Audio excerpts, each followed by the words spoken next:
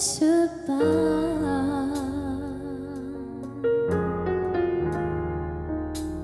Je veux tout abandonner et restaurer notre amitié.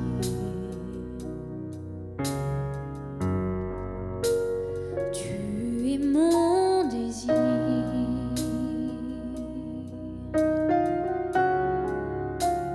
Je ne veux que toi.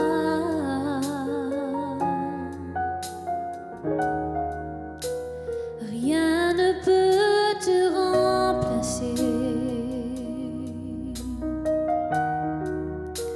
Dans tes bras je suis rassurée.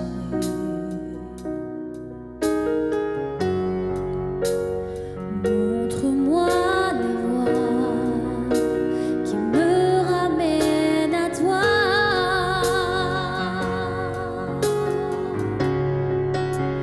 Attire-moi à toi. Attire-moi à toi.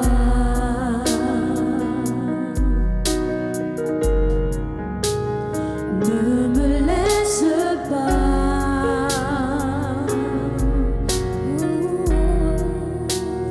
Je veux tout abandonner, restaurer et restaurer notre amitié. Tu es mon désir. Tu es mon désir.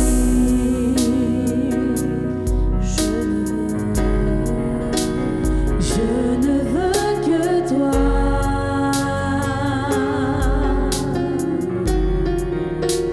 Rien ne peut te remplacer. Dans tes bras je suis rassurée. Montre-moi la voie.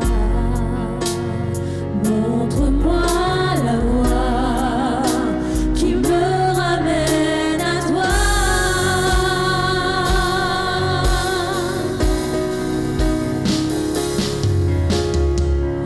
Tu es tout pour moi.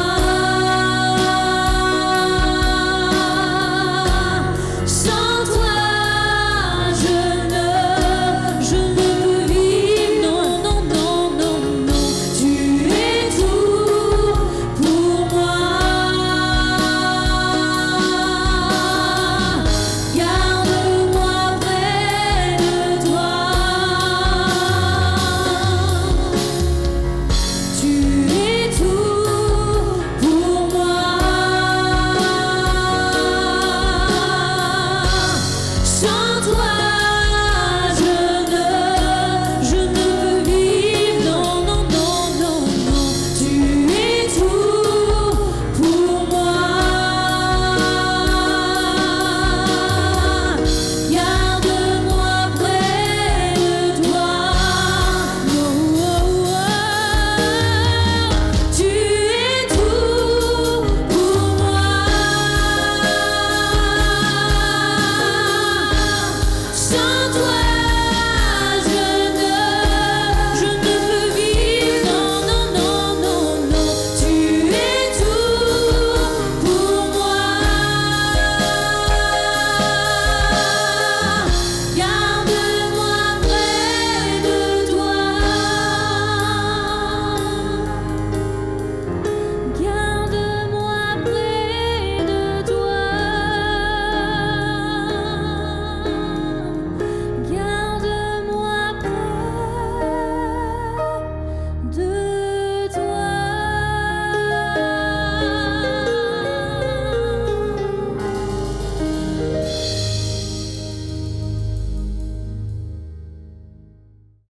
Salut la famille, j'espère que vous allez bien. C'est votre frère Chris. Aujourd'hui, nous sommes avec le prédicateur Stéphane Briol et un thème très intéressant, vérité ou réalité. À vos stylos, à vos iPads, que Dieu vous bénisse, prenez des notes et je suis convaincu que Dieu va répondre à vos questions. Bonjour et bienvenue à tous et à toutes sur notre plateau d'enregistrement du ministère Tout est possible avec Jésus. On est tellement heureux de partager la parole de Dieu avec vous et d'exprimer des expériences vivantes que le Seigneur est capable de nous faire vivre avec lui. Je ne sais pas si vous avez déjà imaginé de faire un jour un saut en parachute à partir d'un avion. Je ne sais pas si vous avez fait ce rêve ou si vous avez même redouté un jour de vivre une telle expérience. J'aimerais vraiment que la parole de Dieu nous amène cet après-midi à vivre un grand saut. Vous savez, on a tellement du mal à perdre le contrôle des choses. Eh bien, c'est ce que la parole de Dieu appelle tout simplement la foi. C'est s'appuyer en lui. S'appuyer en lui en perdant le contrôle des choses. C'est vraiment dans cette expérience-là, cet après-midi, dans cette journée, que je voudrais vous amener à vivre quelque chose avec Jésus. C'est l'attitude qui peut paraître la plus déraisonnable, surtout en période de crise, de vivre une expérience basée sur la foi. Et pourtant, c'est l'expérience, je dirais, la pratique la plus sage que nous pouvons adopter. Vous allez dire encore un prédicateur qui nous parle de la foi, on connaît déjà tous ça, mais cependant, je voudrais vous remettre devant l'évidence d'une question qu'on trouve dans la Bible. C'est une question que Jésus a posée, elle est à la fois étonnante et terrible. Dans Luc chapitre 18 au verset 8, il nous dit « Mais quand le Fils de l'homme viendra, trouvera-t-il la foi sur la terre ?» Ici, je pense qu'il n'est pas question de croyances vagues ou encore de la foi qui sauve, vu le contexte de ces paroles. Mais Jésus parle à ses disciples de la parabole du juge inique et de cette femme qui, à cause de son audace, va obtenir justice. Je voudrais vous parler de la foi, c'est ce que Jésus parle, mais de cette foi qui obtient ce qu'elle réclame. On a vraiment envie de déclencher dans le cœur de ceux qui nous écoutent une foi audacieuse, une foi qui va saisir une réponse auprès de Dieu, une foi qui ose. Il est vrai qu'on vit un temps où statistiquement, il n'y a jamais eu autant de conversions à la surface de la terre. Mais il est aussi vrai que l'Église occidentale n'a jamais été aussi pauvre. Vous savez, on est face à un dilemme. C'est un peu semblable à cette génération de Gédéon qui se lamentait en disant, et vous pouvez trouver ça dans le livre des Juges au chapitre 6 et au verset 13, « Où sont ces prodiges que nos pères nous racontent ?» Voyez-vous, on peut vivre dans des souvenirs, on peut vivre dans le rêve, mais on veut que le rêve devienne notre réalité. La foi, c'est plus qu'un rêve, c'est une démonstration de ce qu'on ne voit pas. Et on veut vivre cette réalité. Voyez-vous, ici, on nous est parlé d'un peuple qui est coincé entre une histoire de réveil glorieux et une triste réalité. Et on a l'impression d'être un peu, vous savez, dans la même situation. Coincé entre un réveil et une situation qui nous rattrape. Et il semblerait que les choses ne collent pas du tout. Alors où est passée cette foi qui obtient ? Où est passé ces témoignages puissants d'hommes, de femmes qui, à cause de leur foi, ont obtenu ce qu'elles attendaient de la part du Seigneur? C'est vraiment ce qu'on voudrait vraiment remettre sur le tapis. On voudrait ranimer ce profond désir de vivre quelque chose de vivant avec Jésus. Je pense toujours aux paroles de Reinhard Bonnke qui nous disait « L'évangile est ennuyeux, la télé l'est aussi, lorsqu'on ne la branche pas. » On veut quelque chose qui fonctionne, quelque chose de connecté, quelque chose de vivant. Et c'est tout ce que notre Dieu est. Vous savez, à plusieurs reprises, lorsqu'il s'adresse au peuple d'Israël, il se présente comme l'Éternel, le Dieu vivant, à un peuple qui a vu le miracle, qui a vu le surnaturel. Cependant, Dieu rappelle sans cesse qu'il est le Dieu qui vit, le Dieu vivant, le Dieu qui est capable d'accomplir encore des prodiges et des miracles, le Dieu qui est capable de relever les défis de foi. Et j'aimerais tellement que nous puissions avoir cette même foi, être animés de cette foi audacieuse, qui n'a qu'un seul désir, d'obtenir ce qu'elle attend de Dieu. Pas une foi passive, mais une foi active, une foi, je pourrais presque même caractériser d'une foi agressive, qui nous permet vraiment d'entrer dans les promesses de Dieu. Vous savez, entre autres, il y a aussi ce verset qui nous dit que depuis Jean le Baptiste jusqu'à nos jours, le royaume des cieux est pour ceux qui le percent. Autrement dit, c'est les violents qui s'en emparent. On ne veut pas être des gens à subir simplement les situations et les circonstances, se laissant toujours rattraper par les réalités de la vie, mais on veut vivre la réalité de notre foi, comme quelque chose de normal, comme une normalité dans la vie du croyant et du chrétien. Et c'est à ça qu'on veut revenir. Vous savez ce qui s'est passé? Quand je dis où est passée cette foi donc qui anime, qui amène la réalité du ciel sur la terre, l'Éternel va lui répondre à Gédéon, va avec cette force que tu as.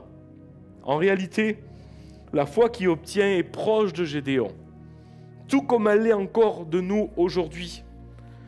Le problème, c'est qu'on est tellement enclin à se laisser emporter par nos cinq sens, car cela nous semble la voie de la raison. On est né avec ces cinq sens. Et le fait d'en être privé de un, on se voit comme une personne qui vit avec un handicap. Je voudrais vous dire que ces cinq sens ne sont d'aucune utilité pour vivre l'expérience de la foi, pour marcher avec Dieu.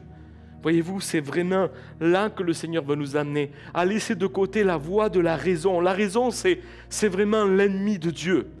Elle est une puissance spirituelle qui étouffe la foi, parce qu'elle vient avec des raisonnements naturels qui s'opposent à cette dimension de foi invisible. Et comme je l'ai dit tout à l'heure, c'est l'attitude la plus déraisonnable qui soit, de s'appuyer sur quelque chose qu'on ne peut pas voir, qu'on ne peut pas prouver, qu'on ne peut même pas démontrer, mais dans lequel Dieu répond. Et combien de témoignages, combien de personnes pourraient nous parler de leur exaucement en réponse à la foi, de transformations, de situations qui ont été littéralement changées, parce qu'une personne a osé croire à un certain moment, a mis sa foi comme une semence dans la parole de Dieu. Voyez-vous, et à cause de cela, les situations ont changé, des circonstances ont changé. La raison ne peut pas comprendre la foi qui obtient. Elle en est même un obstacle à l'action de Dieu. Je voudrais cet après-midi de vous demander quelque chose. Ne laissons pas la raison nous voler la réalité de l'invisible. D'ailleurs, il y a un texte que j'aimerais vous citer dans une traduction qui est très intéressante. C'est une traduction moderne, Parole vivante. Elle transcrit avec des mots d'aujourd'hui. Et il est dit aussi, n'attachons-nous pas nos regards aux choses visibles, mais aux réalités invisibles. Ce que l'on peut voir ne dure qu'un temps. Les réalités invisibles demeurent éternellement. N'oubliez pas que dans la parole, il nous est dit que les choses visibles sont tirées des réalités invisibles. Vous savez, on a l'impression d'être en décalage parfois par rapport à la parole de Dieu. Je voudrais vous dire, tout dépend sur quoi vous tournez votre regard. Sur quelle réalité posez-vous vos yeux en cette journée. Et on veut vraiment s'appliquer à voir la puissance de Dieu par la connexion de la foi, à travers ce moyen que Dieu a mis à notre disposition, à notre portée. Remarquez-le, c'est vraiment la monnaie d'échange du royaume de Dieu. Si ici-bas, on a besoin de monnaie pour pouvoir commercer, échanger ou se procurer certaines choses, dans le ciel, il n'existe qu'un seul moyen pour accéder à toutes les bénédictions et à toutes les grâces de Dieu. C'est le chemin de la foi, par le moyen de la foi. Oh, combien j'aimerais susciter en vous un désir de vivre par la foi. De changer votre mentalité, de changer votre façon de vivre, de cesser de croire qu'il n'existe qu'une seule réalité, celle qui nous entoure. Dieu veut vous amener à regarder plus loin, mais pas avec ces yeux-là, avec les yeux de votre cœur. Savez-vous que nous possédons deux paires de yeux? Ces yeux-là qui sont physiques et naturels, mais la Bible nous parle aussi du regard et des yeux de la foi, qui nous permettent de voir l'invisible. Et ça, c'est quelque chose d'extraordinaire. C'est quelque chose qui nous amène dans les promesses de Dieu. Il y a deux façons de percevoir les choses, la façon spirituelle ou la façon naturelle. Fermer ses yeux naturels demande un haut niveau d'abandon et de confiance. Et c'est pour ça que tout à l'heure, j'ai voulu introduire avec cette idée de faire le grand saut, l'expérience de la foi, où on se jette dans une part d'inconnu parce qu'on ne peut pas tout prouver, on ne peut pas tout expliquer. Mais qui mieux que pouvons-nous faire de mieux que de confier notre vie dans les mains d'un Dieu vivant, dans un Dieu qui peut tout, qui peut nous amener dans des résultats qui sont à sa hauteur, à son niveau. Voyez-vous, vous pourrez amener dans votre vie des résultats qui sont simplement à votre niveau et à votre hauteur, à vos capacités, à vos performances, mais celui qui s'attend à Dieu. La Bible dit qu'il fait au-delà de nos attentes, au-delà même de notre espérance. Il veut combler votre cœur. Mais tout cela, je le répète, devient accessible par un seul canal, par un seul moyen, par un seul chemin, si ce n'est celui de la foi. Alors faites-lui confiance. Faites-lui confiance et osez vivre cette vie. Osez vivre l'expérience de la foi. Alors que lorsqu'on garde les yeux ouverts, on place notre confiance où? Sur nos propres forces et sur notre propre raisonnement. On est tellement limité. Il y a peut-être des personnes qui à l'instant même m'entendent et réalisent tout ce que je suis en train de leur faire comprendre, leurs limitations, leurs faiblesses, leur petitesse. Je voudrais que vous puissiez mettre votre foi dans un Dieu qui peut tout, dans celui qui est capable. C'est ça la grâce de Dieu. C'est lorsque je ne pouvais pas, alors il y avait la possibilité de faire intervenir quelqu'un et Dieu lui-même se présente comme étant notre sauveur. Parmi toutes les religions qu'on peut entendre ici-bas sur terre, la seule qui nous offre la possibilité d'un sauveur, de quelqu'un extérieur à nous pour nous permettre d'accéder à un niveau le plus élevé avec Dieu, c'est le christianisme, c'est Jésus. Il a pris notre place. Il a fait ce qu'aucun homme ne pouvait faire. Il est notre vainqueur. Il a marché pour nous et non seulement il a marché pour nous, il a gagné pour nous. Et c'est ce qui fait de nous que nous sommes des plus que vainqueurs. L'idée de la défaite n'est même pas envisageable parce que Jésus a déjà gagné. À partir du moment où vous croyez ce qu'il a fait pour vous, alors vous pouvez aussi vous positionner en situation de victoire. Vous pouvez vous attendre à recevoir quelque chose parce que Dieu honore la foi. Il n'y a rien de plus et il n'y a rien de mieux qui plaît à Dieu que la foi. Or, sans la foi, il est impossible de lui plaire. Il est impossible, la Bible dit, de lui être agréable. Dans tous les cas, qu'il s'agit de s'approcher de lui, qu'il s'agit de lui plaire, nous devons vivre dans cette dimension de la foi. Et je voudrais vraiment l'animer. La seule chose qui est sûre, c'est que nous ne pouvons pas regarder dans deux directions différentes en même temps. Essayez de me comprendre et de saisir ce que je veux vous faire comprendre et vous enseigner cet après-midi. J'ai parlé que la foi, elle a des yeux et notre personne, nous avons des yeux naturels. On peut fixer notre regard sur le problème ou alors on peut fixer notre regard par la foi sur la solution, sur Jésus, sur ce qu'il est capable de faire et d'accomplir pour chacun d'entre nous. Voyez-vous, mais vous ne pouvez pas être dans deux directions en même temps. Ce n'est pas possible. D'ailleurs, il y a un homme qui a vécu quelque chose, c'est Moïse, où il est dit, c'est par la foi qu'il quitta l'Égypte sans être effrayé de la colère du roi. Car il se montra ferme, comme voyant celui qui est invisible. Qu'est-ce qui l'a amené à être plein de confiance, à être rassuré, à faire face à son problème, à sa difficulté? C'est sa foi et sa confiance placée dans un Dieu invisible, mais qu'il a vu à ce moment-là. Par quel moyen? Par le moyen de la foi. Oui, la foi nous permet de voir des choses. Elle nous permet de mettre une image. Pensez-vous que Dieu vous a donné une imagination simplement pour rêver ou pour vous évader pendant la nuit? Non. Il veut que la foi vous amène à voir quelque chose, à voir l'impossible, à voir. Et ces images, elles sont à l'intérieur de nous. La foi est capable de les amener. Voyez-vous, quand on croit dans un Dieu qui peut tout, et j'aimerais que vous puissiez commencer à voir les choses à travers la foi. Non, c'est pas de la manipulation, c'est pas du tout, c'est juste ce que la Bible exprime. Et c'est juste développer, vous savez, des réflexes de foi. Je voudrais vraiment que ça amène vraiment un exercice en vous-même et dire, j'ai vraiment à cœur de vivre de cette façon-là. Ça va produire quelque chose dans ma vie. Oh, que c'est beau de vivre dans la foi. Tu dois rester davantage connecté à la parole en la recevant par la foi. C'est la seule fenêtre que nous avons sur le monde invisible. D'ailleurs, la parole de Dieu. Voyez-vous, qu'est-ce qui nous permet de voir de l'autre côté? Qu'est-ce qui nous permet de percevoir ce qu'il y a dans le ciel, c'est la parole de Dieu. Et on s'y connecte par le moyen de la foi.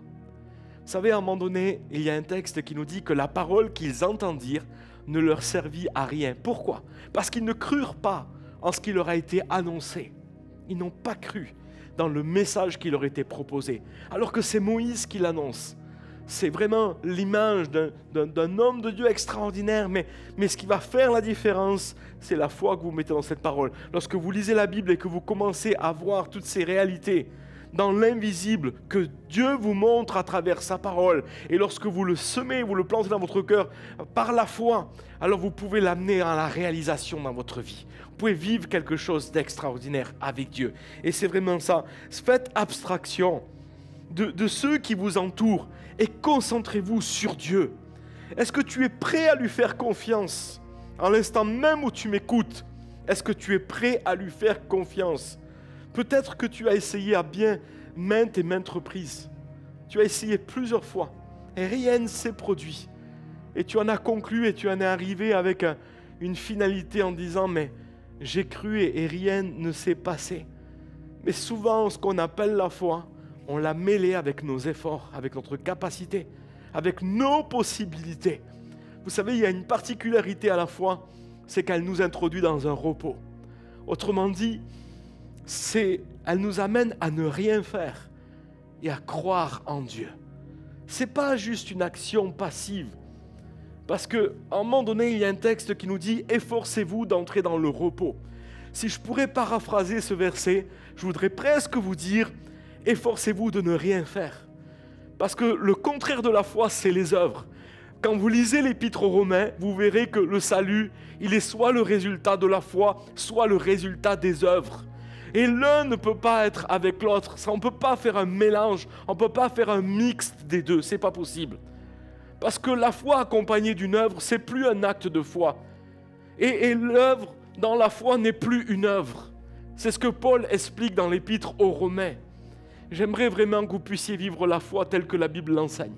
Cette foi qui repose uniquement sur les possibilités et les capacités de Dieu.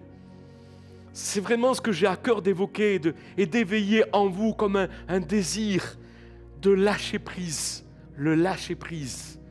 Je reviens toujours à l'histoire du départ, à l'introduction. Êtes-vous prêt à faire le grand saut?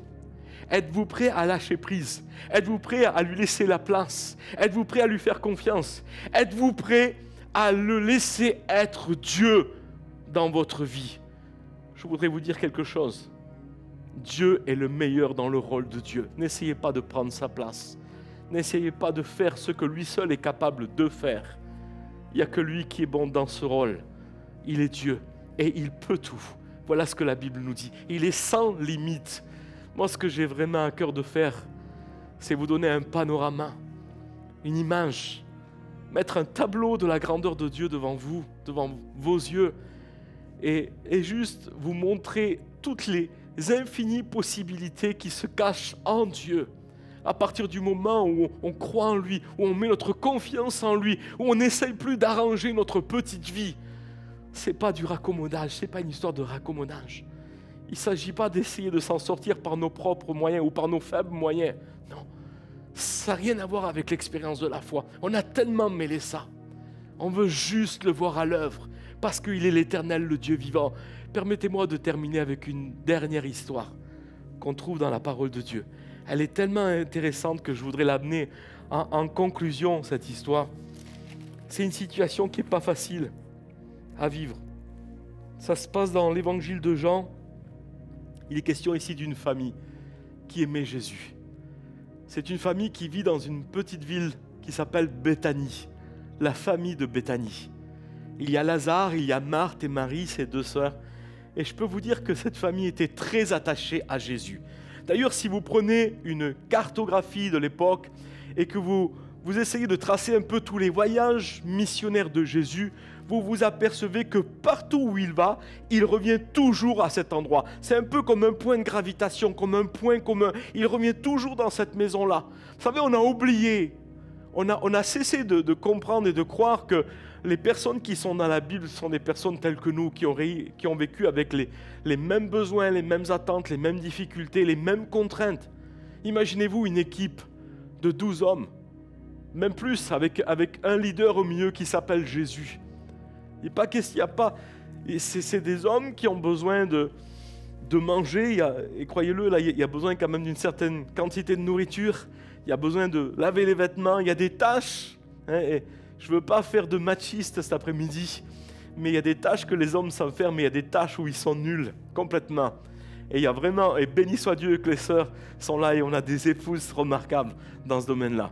Mais quand ils arrivent dans cette maison, ils sont comme pris en charge immédiatement. Où il me semble que toute l'équipe se mobilise pour les recevoir, pour les accueillir. Ils sont attentionnés au point que quand ils arrivent dans cette maison de Béthanie, tout le monde se sent bien. Tout le monde se sent accueilli et heureux. Mais voilà qu'il se passe quelque chose. Et j'imagine combien d'histoires, combien d'expériences ils ont dû partager autour d'un repas. Vous savez, chaque fois que Jésus est là, chaque histoire qui est rebondissante, où le surnaturel est intervenu, où le miraculeux est arrivé. Et là, il se passe un temps où quelque chose va arriver. Vous savez, c'est l'imprévu de la vie. Des situations qu'on n'a pas prévues, l'imprévisible. Ça arrive tout à coup. Et quand on lit au chapitre 11, au verset 2, il est dit que Marie était celle qui oignit de parfum le Seigneur, mais un peu plus bas, il est dit que son frère Lazare était malade. Donc qu'est-ce qui se passe? Les sœurs de Lazare ont envoyé dire à Jésus, « Seigneur, voici celui que tu aimes est malade. » Jésus aimait Lazare et il aimait aussi Marthe et Marie, toute la famille. Et eux, j'imagine les voir un peu devant mes yeux. Ils connaissent parfaitement Jésus, c'est leur ami. Ils ont passé tellement de moments avec lui. On le voit et on le retrouve. Et là, ils se disent, on a un problème, mais ce n'est pas un problème. Parce qu'on va juste faire parvenir la nouvelle à Jésus et il va arriver de suite. Parce qu'il aime Lazare, c'est son ami, il est attentionné, Jésus. Et ils avaient écouté tous ces témoignages d'expériences rebondissantes. Et la réponse, elle n'est peut-être pas à la hauteur de ce qu'ils attendaient. On continue et on lit un petit peu plus bas. Seigneur, voici celui que tu aimes est malade. Après avoir entendu cela, Jésus dit, cette maladie n'est pas pour la mort, mais pour la gloire de Dieu, afin que le Fils de Dieu soit glorifié par elle. Or, Jésus, et le texte le précise, regardez, ça c'est très important. Or, Jésus aimait Marthe et sa sœur et Lazare. Mais quand il eut appris que celui-ci était malade, il resta encore 2 jours à l'endroit où il était. Mais qu'est-ce qui se passe? Jésus, tu as toujours été là, et ils ont toujours été là quand ils ont eu besoin de toi. Ils t'ont accueilli, ils t'ont nourri, ils t'ont hébergé, ils ont même permis que tes vêtements soient propres, ils se sont investis, ils ont fait tout ce qu'ils pouvaient faire. Et à l'heure où il semblerait, où ils ont besoin de toi, toi tu n'es pas là.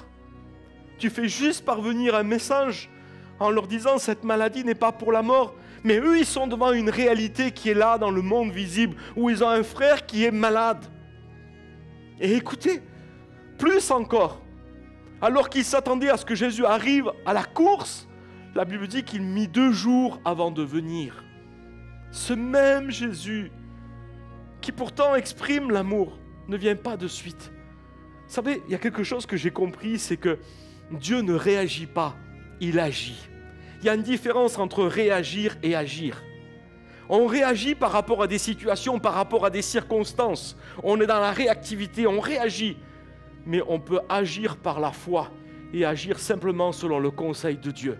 Bien souvent, vous savez, on se trompe et on laisse ce qui est important de côté pour céder à l'urgence. L'urgence nous fait réagir, mais elle nous fait négliger ce qui est important, c'est-à-dire agir selon la parole de Dieu. Mais Jésus ne se laisse pas emporter par les circonstances.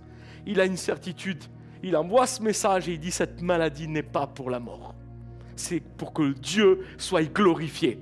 Mais voyez-vous, pour eux, il y a une incompréhension totale et une déception qui est en train de s'installer dans leur cœur. Et le texte, il continue et il se passe quelque chose. Et enfin, Jésus arrive, il débouche. Et je peux vous dire que ce jour-là, ça ne devait pas être l'enthousiasme. Ce n'était pas le super accueil. Il demande juste où vous l'avez mis. Où vous l'avez mis.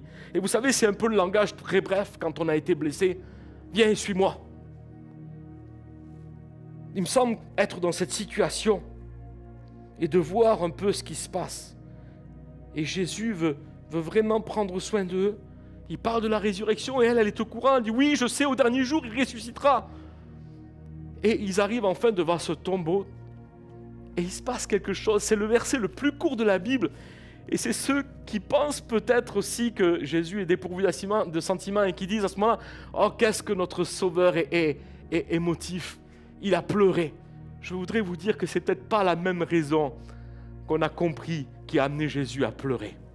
Jésus est devant le tombeau de Lazare, c'est vrai. Et au verset 35, la Bible dit Jésus pleura. Je voudrais vous poser la question. Pensez-vous qu'il a pleuré simplement par rapport à la situation qu'il vit? Il pleure devant l'incrédulité. Il pleure devant cette scène. Vous savez, pour eux, pour Jésus, c'est plus que Lazare qui est rentré dans le tombeau. C'est la parole de Dieu qui a été mise au tombeau. Vous savez, quand il y a une fondation biblique, il ne les a pas laissés sans une fondation. Il a dit, cette maladie n'est pas pour la mort. Bâtissez sur ça. Appuyez-vous sur ça. Ils auraient dû juste croire dans la réalité que Dieu leur proposait. Mais eux, ils ont cédé à la panique. Et ils ont mis Lazare au tombeau. Vous pourrez me dire, mais on ne pouvait pas faire autrement. Mais c'est plus que la parole. C'est plus que Lazare. C'est carrément la parole de Dieu qu'ils ont enterrée ce jour-là, où ils n'ont pas cru. Parce qu'ils étaient fixés sur la réalité visible et non sur la réalité invisible. Ne laissons pas la raison nous voler notre foi. Continuons de croire dans les promesses de Dieu. Vous savez, peut-être vous allez me dire, c'est osé ce que tu dis. Mais dans la Bible, il y a des situations des plus osées que ça.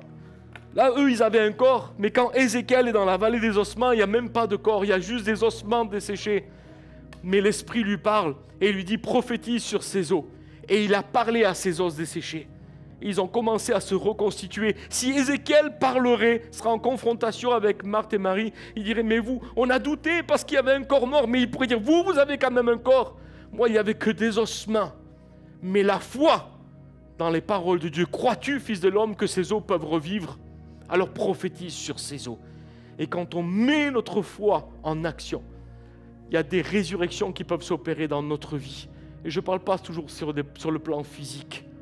Des situations qui peuvent renaître, des rêves qui peuvent ressusciter, des choses qu'on a enterrées, qu'on a mis aux oubliettes, des appels qu'on a mis de côté, des promesses qu'on a mis à l'écart. Oh, je voudrais tellement que tu comprennes l'importance de prendre cette parole au mot et de croire dans ce qui t'est annoncé. En ce jour, puisses-tu dire à Dieu, Seigneur, je veux croire dans ta parole. Je veux me déconnecter de mes 5 sens et je veux juste me connecter à la parole qui est la vérité. Je veux vraiment te faire confiance. Tu peux prendre appui. Trouve un texte qui te soutienne dans la situation que tu traverses et mets ta foi en action. Nous allons prier ensemble et remercier Dieu.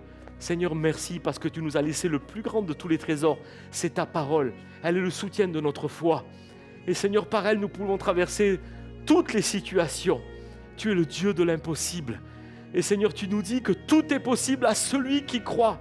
Oh, Roi des rois, merci. Merci, oh Dieu. Nous voulons nous déconnecter de la réalité dans laquelle on vit.